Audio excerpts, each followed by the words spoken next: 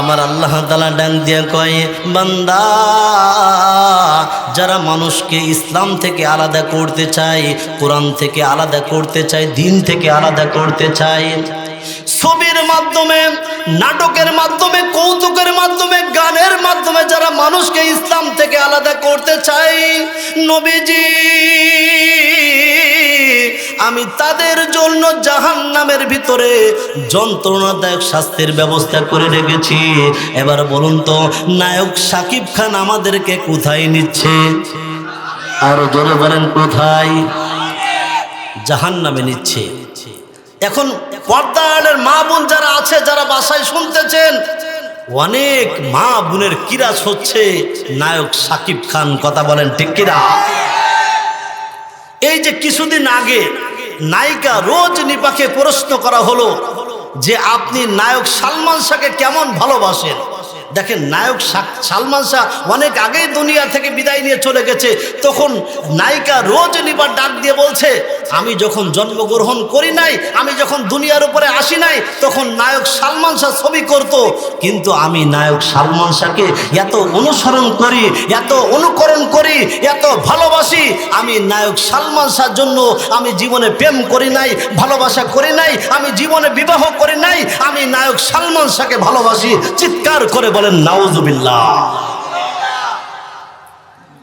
আমার তো মন বলে, ও যুবক, নায়িকা রোজনিপা যতটুক নায়ক সালমান শাহকে অনুসরণ করে, অনুকরণ করে, ভালোবাসে, আমার তো মন বলে ওর যে 50% যদি আমার আল্লাহ এবং আল্লাহ রসুলকে ভালোবাসতে পারতো, আমার তো মন বলে মরে যাওয়ার সাথে সাথে জান্নাতের 8টা দরজা, যে কোনো দরজা দিয়ে জান্নাতে প্রবেশ করতে পারতো।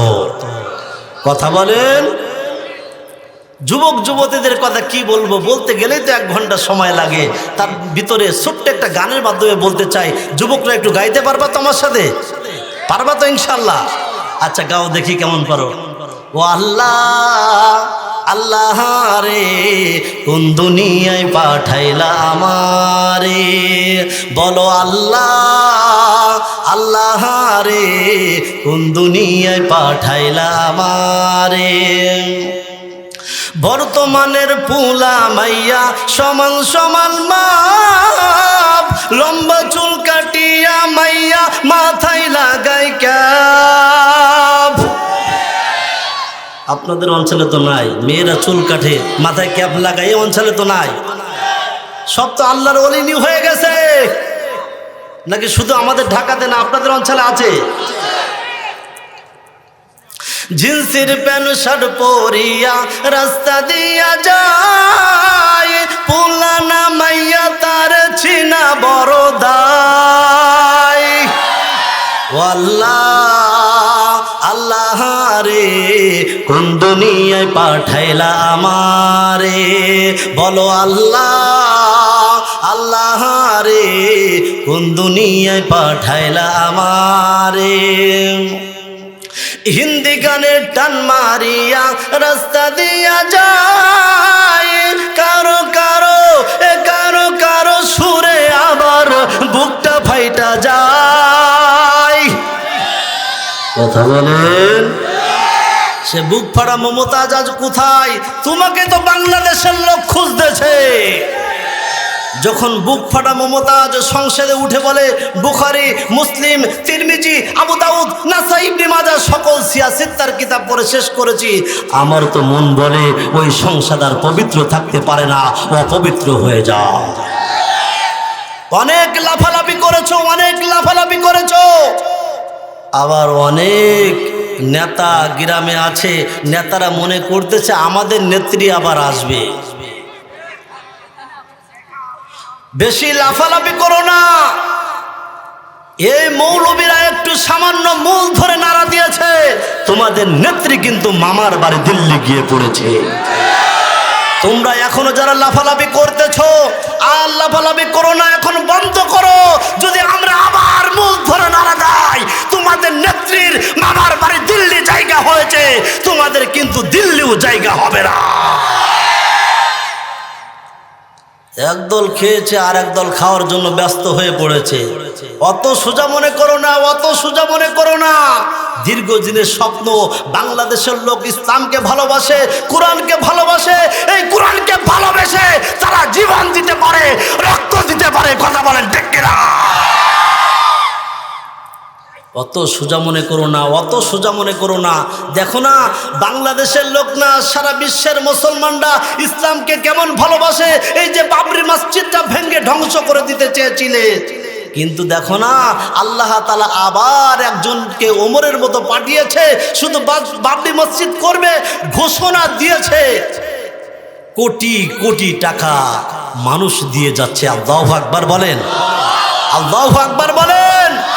বাবরি মসজিদ আমাদের শব্দ, বাবরি মসজিদ আমাদের হৃদয়, তার জন্য আমরা জীবন দিতে পারি। কথা বলেন ঠিক কিনা? একাই একজন, এক মুসলমান 80 কোটি টাকা দান করেছে। আল্লাহু আকবার। ইট যে কোথায় রাখবে, রড যে কোথায় রাখবে, সিমেন্ট যে কোথায় রাখবে, জায়গা পাচ্ছে না। আল্লাহু আকবার বলেন। এ দেখে ইহুদি, নাসারা, খ্রিস্টান বৌদ্ধ, তোমাদের ঘুম হয় না, তোমরা সতর্ক থাকো। আমার তো মন বলে আগামীর দিন, আগামীর দেশ, আগামীর পৃথিবী কোরআনের পৃথিবী। সুতরাং শুধু বাংলাদেশ না, আগামী পৃথিবী চলবে কোরআন অনুযায়ী। তোমাদের মা বাবা, তোমাদের দাদা বাবুর দিন দিয়ে, তোমাদের দাদা বাবুর কথা দিয়ে আর জমিন চলবে না। বেশি লাফালাফি করো না, এবার বন্ধ করো, বন্ধ করো। একটু স্বপ্ন কম দেখো।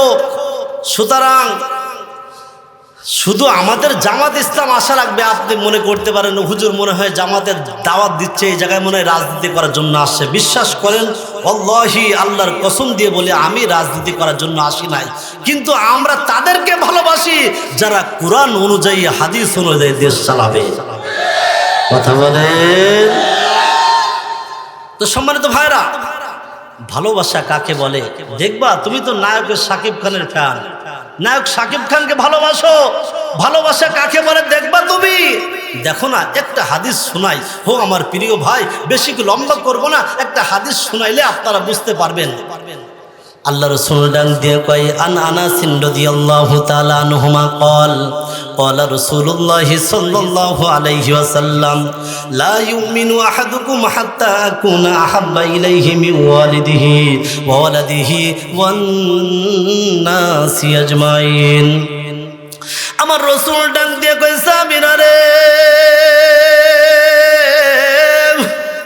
যতক্ষণ পর্যন্ত তোমার পিতা, তোমার মাতা, তোমার ভাই, তোমার বোন, এমনকি দুনিয়ার সমস্ত মানুষ থেকে ওয়ান্নাসি আজমাইন আমার রাসূলকে ভালো না বাসতে পারবে, ততক্ষণ পর্যন্ত তোমরা পরিপূর্ণ ঈমানদার হইতে পারবে না।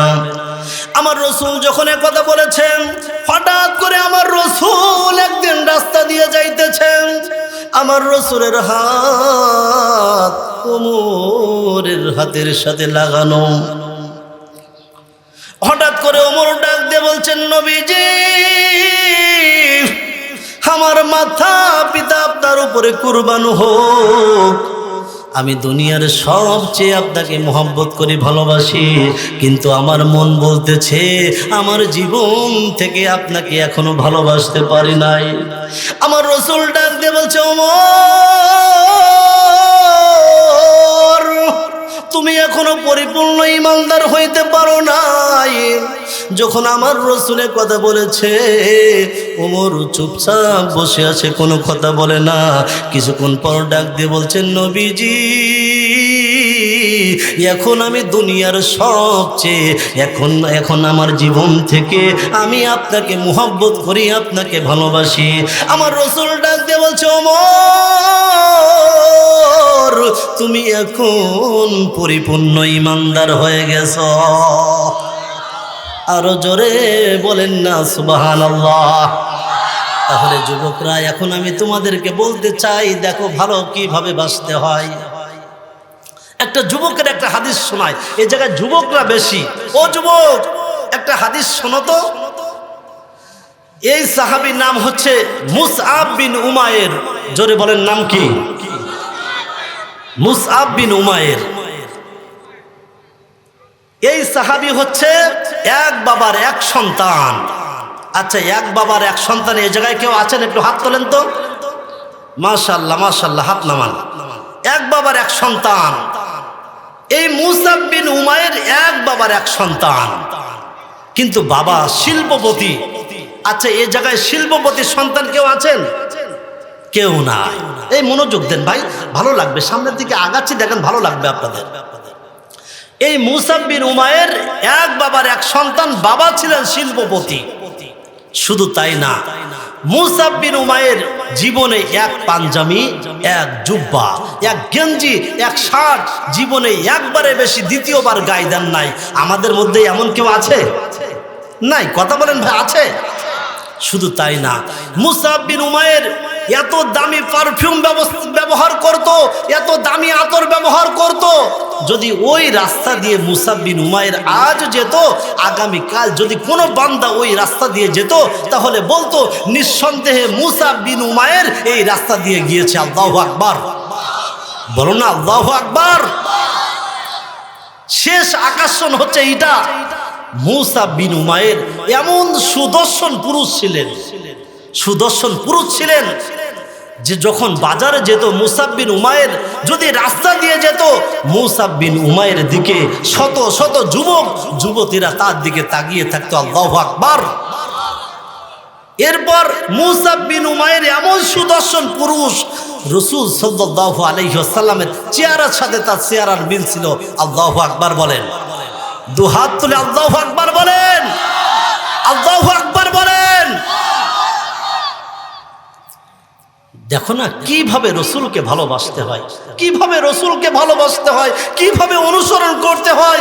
অত সম্পদ আছে, এ যুবক তুমি তো মনে করো আমি দুনিয়ার বড় কোটিপতি। যখন তুমি মোটরসাইকেলে চলে যাও, হুন্ডাতে চলে যাও, তুমি মনে করো আমার মতো কোটিপতি আর কেউ নাই। ও যুবক, তুমি তো মুসাব বিন উমাইরের চেয়ে তোমার টাকা পয়সা বেশি নাই। কথা বলেন আমার ভাইজান, আমার বন্ধুগণ, কোনো দিকে নজর নেই। অল্প সময় স্বল্প কথা বলে আমি আপনাদের কাছ থেকে বিদায় নিতে চাই। এই মুসাব বিন উমাইর এমন সুদর্শন পুরুষ ছিল। আল্লাহ রাসূল সাল্লাল্লাহু আলাইহি ওয়াসাল্লাম মক্কায় যখন কালিমার দাওয়াত দিচ্ছেন, আবু জেহেল রাগ করতেছে যে মুহাম্মদ যেভাবে কালিমার দাওয়াত দিচ্ছে, আমার তো মন বলে আগামীতে আর সংসদে থাকতে পারবো না, 2 নম্বর চেয়ারে আর বসে থাকতে পারবো না। এমন ভাবে মনে করেছিল। বাংলাদেশের আগের প্রধানমন্ত্রী শেখ হাসিনা চিন্তা করত, যদি কোরআনের হক কথাগুলো বলে তাহলে আমি সংসদে টিকতে পারবো না, আমার 2 নম্বর চেয়ার আর থাকবে না। এই জন্য কোরআনের মাহফিলগুলোতে 144 ধারা মামলা দায়ের করেছিল। কিন্তু সে সময় একটা শান্তি ছিল। কোরআনের মাহফিলে 144 ধারা মামলা হইলেও মাহফিলে লোকের অভাব ছিল না। আর এখন কোনো অনুমতি নেওয়া লাগে না, এরপরেও মাহফিলের লোকের সংখ্যা কম। কথা বলেন ঠিক কিনা? আবু জেহেল চিন্তা করলো, নবী মুহাম্মদ যেভাবে কালিমার দাওয়াত দিচ্ছে, আমাদের 2 নম্বর চেয়ার আর থাকবে না। এই চিন্তা করে আবু জেহেল চললেন মুসাব বিন উমাইরের বাসায়। এ যুবক খুব মনোযোগ দিবা, না হয় বুঝবা না। আবু জেহেল ডাক দিয়ে বলছে, মুসাব তুমি কি শুনেছ নবী মুহাম্মদ মক্কায় জন্মগ্রহণ করেছে, সে কালিমার দাওয়াত দিচ্ছে, সে নাকি নবী। তবে তোমার কাছে একটা আহ্বান করি, যেহেতু তুমি শিল্পপতির সন্তান, তুমি মুহাম্মাদের কাছে যাইও না, কালিমার দাওয়াত দিও। দাওয়াত দিচ্ছে, দাওয়াত গ্রহণ করো না, কোরআন তেলাওয়াত শুনবা না। এখন মুসাব বিন উমাইর চিন্তা করতেছে, আবু জেহেলের মতো নেতা বলতেছে যে মুহাম্মাদের কাছে যেও না, আমার মন চাই নবী মুহাম্মদ কেমন, নবী মুহাম্মাদের কোরআন তেলাওয়াত কেমন, আমার মন একটু শুনতে চাই। চিৎকার করে বলেন না মারহাবা। এবার মুসাব বিন উমাইর গভীর রাত্রে বেলায় যুবক এমন ভাবে যখন রাত হয়েছে, হাঁটি হাঁটি পা পা করে চলে। যে দেখে আমার রাসূল কুরআন তেলাওয়াত করতেছে, আর রহমান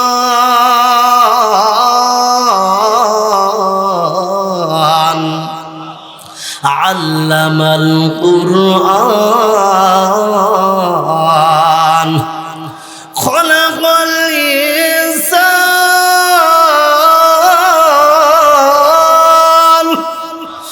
আল্লামাহুল বায়ান।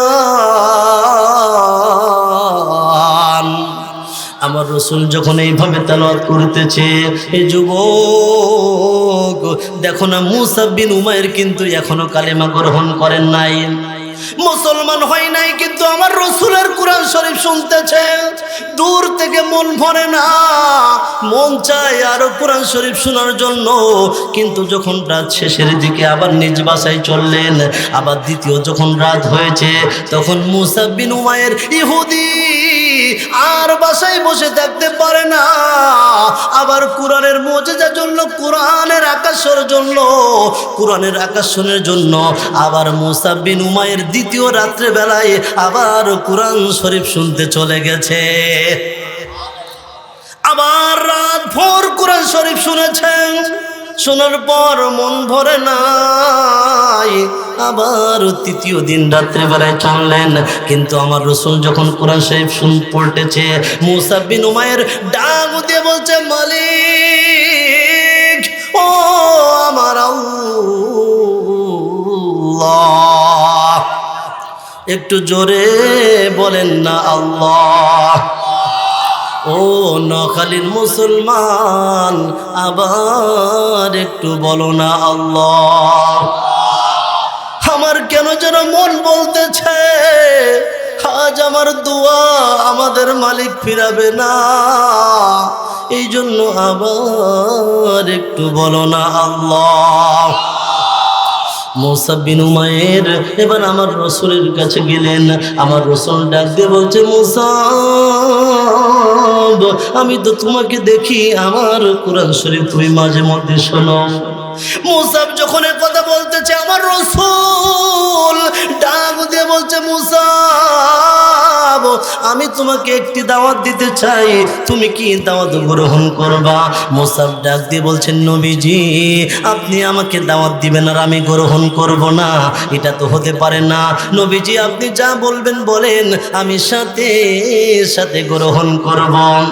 আমার রাসূল ডাক দিয়ে বলছে, মুসাব, আমার হাতটা বাড়াইয়া দিলাম, আর তোমার হাতটা তুমি বাড়াইয়া দাও, আর আমি এখন কালিমা পড়াইতেছি, তুমি কালিমা পড়ে তুমি মুসলমান হয়ে যাও। মুসাব ডাক দিয়ে বলছেন, নবীজি, আপনি আমাকে দাওয়াত দিলেন, আমি গ্রহণ করব না, এটা হতে পারে না। আমার হাতটা বাড়াইয়া দিলাম, আপনার রহমতের হাতটা বাড়াইয়া আপনি আমাকে কালিমা পড়াইয়া আপনি আমাকে মুসলমান বানায়া দেন। এবার মুসাবকে কালিমা পড়ে মুসলমান বানাইলেন। আমার রাসূল ডাক দিয়ে বলছে, ও মুসাব, তুমি এই কালিমার দাওয়াত মানুষের কাছে প্রকাশ করো না, তুমি অন্য কারোর সাথে বলবা না। মুসাব ডাক দিয়ে বলছেন, নবীজি, মানুষ মিথ্যা ধর্ম তারা অহংকার করে বলে বেড়ায়, মানুষের সাথে প্রসার করে, আর আমি সত্য দিন পেয়েছি, আমি বলবো না, এটা হতে পারে না, আমি এই মুহূর্তে প্রকাশ্য কালিমার দাওয়াত দিতে চাই। মুসাব চললেন নিজ বাসায়, ডাক দিয়ে বলছে, মা, হে পদ্মালের মা, যারা তোমরা আমার আলোচনা শুনতেছ, দেখো মুসাবের মাকে মুসাব ডাক দিয়ে বলছে, মা, আমি কালিমা পড়ে আমি মুসলমান হয়ে গিয়েছি। মুসাবের মা ডাক দিয়ে বলছে, ও সন্তান, তুমি কি সর্বনাশ করেছো? কেন কালিমা গ্রহণ করেছো? আমি তোমার মা হয়ে বলছি, তুমি কালিমা ছেড়ে দাও, মুসলমান ধর্ম থেকে তুমি আলাদা হয়ে যাও। মুসাব ডাক দিয়ে বলছে, মা, আমি জীবন দিতে পারি, আমি শহীদ হতে পারি, আমি সব কিছু ছাড়তে পারি মা, কিন্তু আমি কালিমা থেকে আলাদা হব না। এবার মা ডাক দিয়ে বলছে, ও মুসাব, আমি তোমার মা হয়ে বলছি, এখনো সময় আছে, কালিমা ছেড়ে দাও। যদি কালিমা না ছাড়ো তোমার কিন্তু অর্থ সম্পদ সব কিছু ছাড়া লাগবে, আমার মাকে ছাড়া লাগবে, সব ছাড়া লাগবে। মুসাব ডাক দিয়ে বলছে, মা আমি সব কিছু ছেড়ে দিলাম, আমি আর তোমার কাছে থাকবো না, অর্থ সম্পদ প্রয়োজন নাই, আমি আমার রসুলের দরবারে চললাম। শিল্পপতির সন্তান, এক বাবার এক সন্তান, বাবা নাই, জীবনে এক পোশাক এক পাঞ্জাবি একবারের বেশি গায়ে দেন নাই, সেই সন্তান মুসাব বিন উমাইর ইসলামের জন্য সব কিছু ছেড়ে দিচ্ছে। এবার মুসাব বিন উমাইর চললেন রসুলের দরবারে, ডাক দিয়ে কই, নবীজি আমি আপনার মুসাব। আমার রসুল ডাক দিয়ে বলছে, মুসাব তোমার মুখটা শুকনা কেন? ডাক দিয়ে বলে, নবীজি আমি ইসলাম ধর্ম গ্রহণ করেছি, এই জন্য আমার মা দীর্ঘ 7টা দিন আমাকে বন্দি করে রেখেছে, আমার কোনো খাবার খেতে দেয় নাই, আমার মাও কোনো খাবার খাই নাই। শেষে ডাক দিয়ে বলে, সন্তান তোমার অর্থ সম্পদ ছাড়া লাগবে। নবীজি আমি অর্থ সম্পদ ছেড়ে, দুনিয়ার সব কিছু ছেড়ে আমি আপনার দরবারে চলে আসছি। আমার রসুল ডাক দিয়ে বলছে, মুসাব তুমি আর মক্কায় থেকো না, যদি মক্কায় থাকো তোমার উপরে ইস্টেমের রুল চালানো হবে, নির্যাতন চালানো হবে, যাও যাও তুমি হাবশায় ভ্রমণ করো। মুসাব বিন উমাইর হাবশায় গেলেন, 1 দিন পার হয়ে যায়, 2 দিন পার হয়ে যায়, 3 দিন যখন পার হয়ে যায়, মুসাব ডাক দিয়া কয়, আল্লাহ যে রসুলের জন্য সব কিছু ছাড়লাম, মাকে ছাড়লাম, বাবাকে ছেড়ে দিলাম, আমার রসুলকে পাইলাম না, এটা হতে পারে না। আবার মুসাব হাবশা থেকে রসুলের দরবারে হাজির। আমার রসুল ডাকতে বলছে, মুসাব তুমি কেন আবার মক্কায় আসলে? ডাক দিয়ে বলে, নবীজি আপনাকে ছাড়া আমার ভালো লাগে না। এ যুবক রে, দেখো রসুলকে কিভাবে ভালোবাসতে হয়। এবার আমার রসুল ডাক দিয়ে বলছে, যাও মদিনায় হিজরত করো। মদিনায় ওই সময় কয়েকটা কাফেলা আসছে, এসে ডাক দিয়ে বলছেন, নবীজি আপনার অনেক প্রশংসা শুনেছি, আমি আর দেরি করতে চাই না, আমি হাত বাড়িয়ে দিলাম, আপনার রহমতের হাতটা বাড়াইয়া আপনি আমাদেরকে কালিমা পড়ায় মুসলমান বানায়া দেন। মদিনাওয়ালাদেরকে মুসলমান বানাইলেন। মদিনাওয়ালারা ডাক দিয়ে বলছেন, নবীজি আমাদের সাথে কয়েকজন শিক্ষক দেন। আমার রসুল ডাক দিয়ে বলছে, মুসাব বিন উমাইর এইদিকে আসো। সাহাবী আব্দুল্লাহ ইবনে উম্মে মাকতুমকে ডাকলো, যাও যাও তোমরা 2 জন মদিনায় হিজরত করো। এবার তারা 2 জন গেলেন মদিনায়, শত শত অমুসলিমকে মুসলমান বানাইলেন। কিন্তু যখন যায়, মুসাব ডাক দিয়ে বলছেন, নবীজি আপনাকে ছাড়া তো আমার ভালো লাগবে না। আমার রসুল ডাক দিয়ে বলছে, মুসাব চিন্তা করো না, আমিও খুব বেশি দিন মক্কায় থাকবো না, আমিও কিছুদিন পর আমি মদিনায় হিজরত করব। মুসাব চললেন মদিনায়। এবার আমার রসুল দিনের দাওয়াতের কাজ করতেছেন।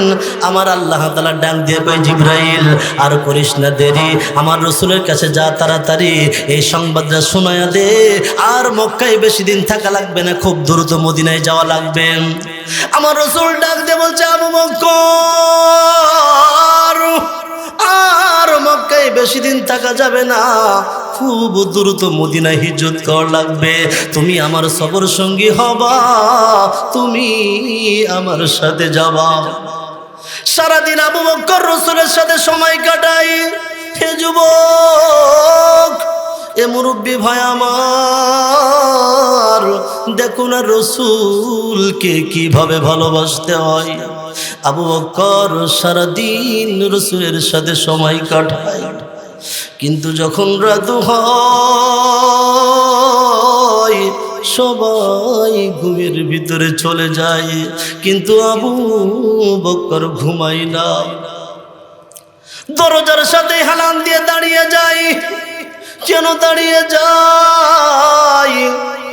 আমার রাসূল যদি বলে ও আবু বকর তুমি কোথায়, আমি যদি ঘুমের ভিতরে চলে যাই, আমার রাসূল যদি আবার দ্বিতীয়বার ডাক দেয়, আমার রাসূল কষ্ট পাবে। কারণ আমার রাসূল তো বলে নাই দিনের বেলা যাওয়া লাগবে, আমার রাসূল বলে নাই তো রাত্রে বেলায় যাওয়া লাগবে, আমার রাসূল কোনো ডেট নির্দিষ্ট করে বলে নাই। এই জন্য আবু বকর সারা রাত ঘুমায় না। আবু বকর আমার রাসূল যদি আমি না ডাক শুনতে পারি, দ্বিতীয়বার আবারও ডাক দিবে, আমার রাসূল কষ্ট পাবে। ইয়া রাসূলুল্লাহ, সেই দিন ধরে আমি বিছানার ঘুমাই নাই, আপনার ডাকের অপেক্ষায় রয়েছি। এরপর আবু বকরকে নিয়া আমার রাসূল মদিনায় চললেন। মদিনায় যাওয়ার পর এবার দিনের দাওয়াত কাজ করতেছে। এরপরে কিছুদিন পর যখন উহুদ যুদ্ধ শুরু হয়ে গেল, উহুদ যুদ্ধ যখন শুরু হয়ে গেল, আমার রাসূল ডাক দিয়ে বলছে মুসাব তুমি কোথায়?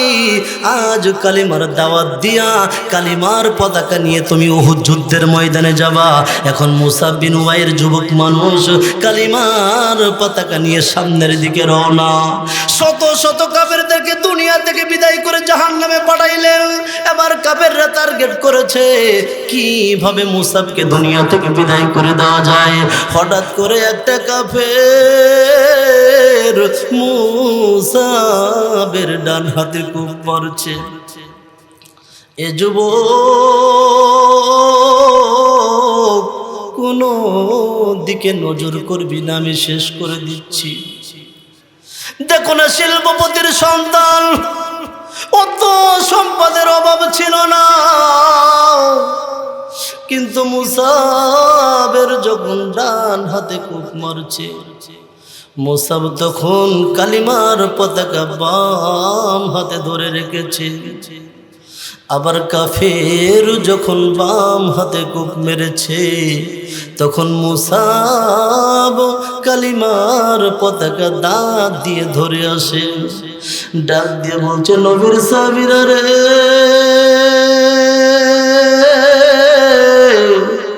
আমার তো আর রাসূলের সাথে সাক্ষাৎ হবে না। এ যুবক একটু চোখে পানি আসে কিনা একটু দেখো। ও নবীর সাহাবীরা রে,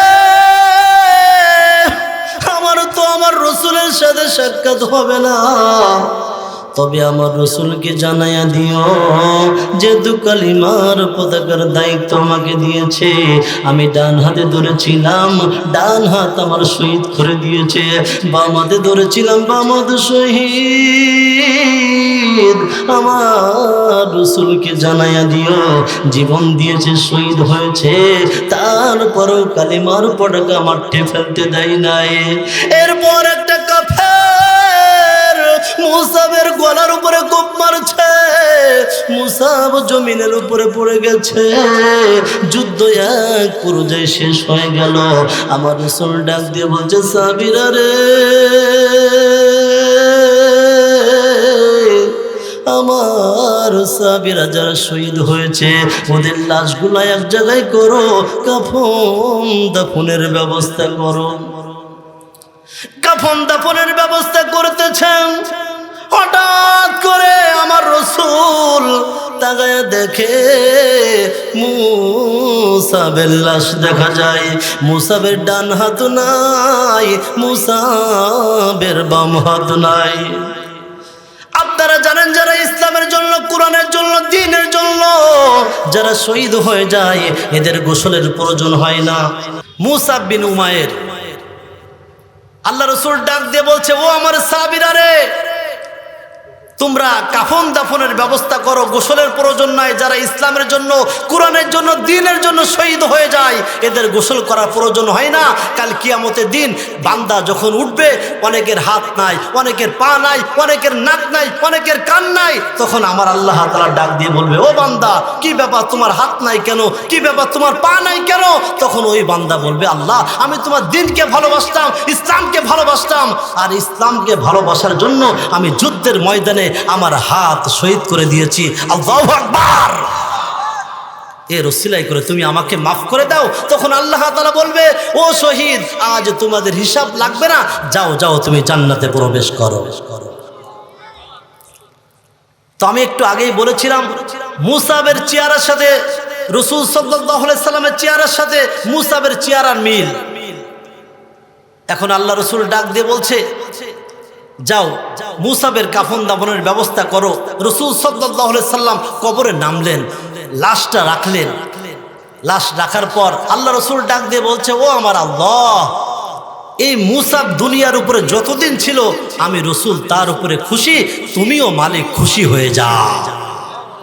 সাহাবীরা ডাক দিয়ে বলছেন, হো আমার মালিক, হো আমার আল্লাহ তাআলা, যদি এই লাশটা মুসাব বাদে যদি আমার লাশ হয়ে যেত তাহলে আমার কবরটা কতই না ভালো হতো।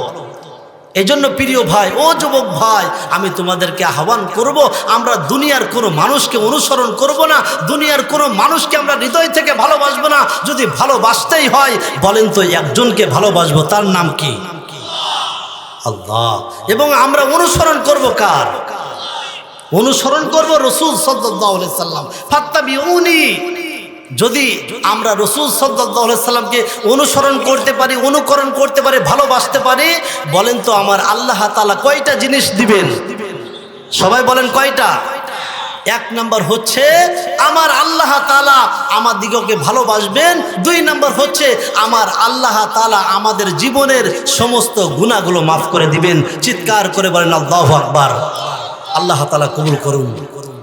তো প্রিয় ভাই, যে আলোচনা শুনলাম, আল্লাহ তাআলা এই কথার উপরে আমল করা তৌফিক দান করুক, বলেন আমিন।